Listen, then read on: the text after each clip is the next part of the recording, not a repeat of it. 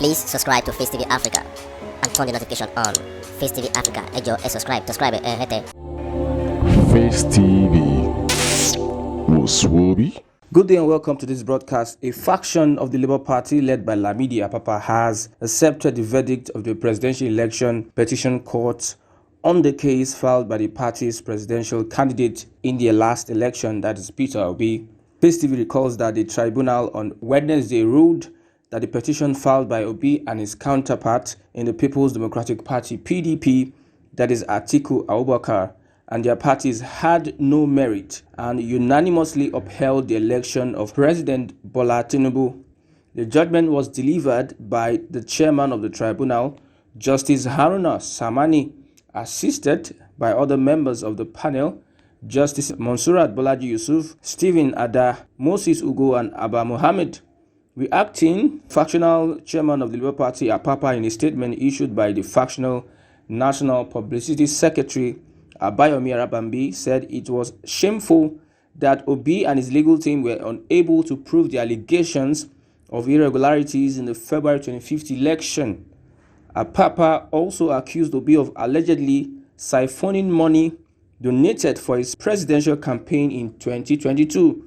The statement said it is a shame that the legal team of Mr. Peter Obi failed to advise him properly before going to the tribunal. Peter Obi has just gone on a wild goose chase. Imagine the candidate that failed to fund the party in order to engage the number of required polling agents. Also, the filing of the witnesses outside the stipulated time has shown that the legal team is a failure. Well, looking at the reaction of Apapa, one would think whether he is really fighting for the progress of the party. I believe this is an in-house internal affair, and I don't see any reason why he would want to support the tribunal judgment because of a kind of misappropriation within the party. Looking at that, the presidential election petition court struck out some paragraphs containing allegations of irregularities and corrupt practices by Mr. Peter Obi in his petition challenging the declaration of Bola Tinubu as winner of the February 25th presidential election. The five-member panel struck out the affected paragraphs on the grounds that they were vague, imprecise, nebulous, and failed to meet the requirements of pleadings. In addition, the tribunal pointed that amongst the total of over 18,000 polling units, where the petitioners alleged that INEC uploaded blurred results onto the INEC result viewing portal, not one polling unit was cited.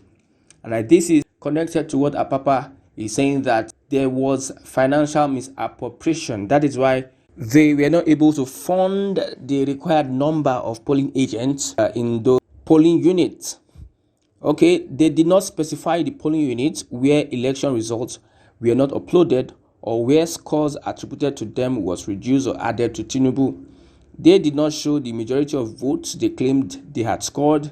The tribunal held, adding that petitioners only make general allegations of irregularities and malpractice. Mohammed further faulted the petitioners for relying on a spreadsheet analysis, inspection results, and expert reports. According to Mohammed, such documents ought to be served on the respondents to enable them to do their own analysis and respond accordingly.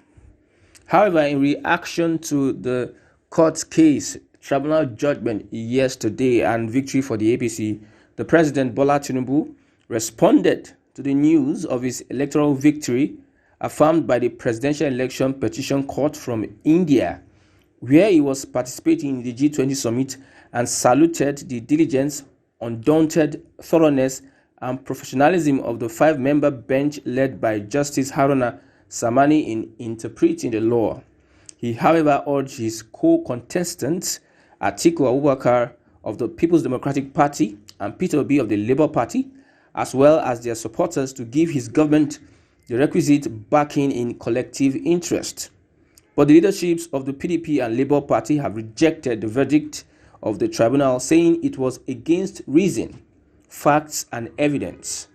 This notwithstanding, former President Muhammadu Buhari, who among other notable Nigerians like the APC National Chairman Abdullahi Ganduje, governors of the ruling party, and others reacted to the tribunal ruling and said that democracy and the people have won by the tribunal pronouncement. Tinubu said he welcomed the judgment with an intense sense of solemn responsibility and preparedness to serve all Nigerians, irrespective of all diverse political persuasions, faiths, and tribal identities. The president, in a release issued by his media advisor, Chief Ajuri Ngelale, assured Nigerians of his renewed and energized focus on delivering his vision of a unified, peaceful, and prosperous nation. Following the judgment by the Presidential Tribunal in Abuja, he recognized the diligence, undaunted thoroughness, and professionalism of the five-member bench led by Justice Haruna Samani in interpreting the law. The president stressed that his commitment to the rule of law and the unhindered discharge of his duties by the tribunal, as witnessed in the panel's respect for the merits of the petitions brought forward. He said it further reflected the continuing maturity of Nigeria's legal system and the advancement of Africa's largest democracy at the time when our democratic system of government is under test in other parts of the continent. According to him, the presidential candidates and political parties that have lawfully exercised their rights by participating in the 2023 general election and the judicial process which followed had affirmed Nigeria's democratic credentials. However, the two parties, aggrieved parties, have rejected the tribunal judgment. Accuse says this is not justice, it is judgment. Others have rejected the judgment and also are heading to the Supreme Court for more redress. We hear that the Supreme Court is the last hope of the common man. So the journey still continues. In the next 3 months, we'll have to see what the Supreme Court will say about the petitions. Are they going to change some of their petitions? Are they going to prepare around, because of most of the cases was being struck out by the tribunal? Are they going to amend and adjust and reorganize their petitions so as to be able to get something at the Supreme Court? Well, history waits.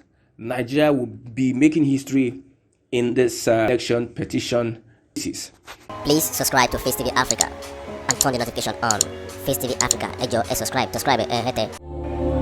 Face TV was Swoby.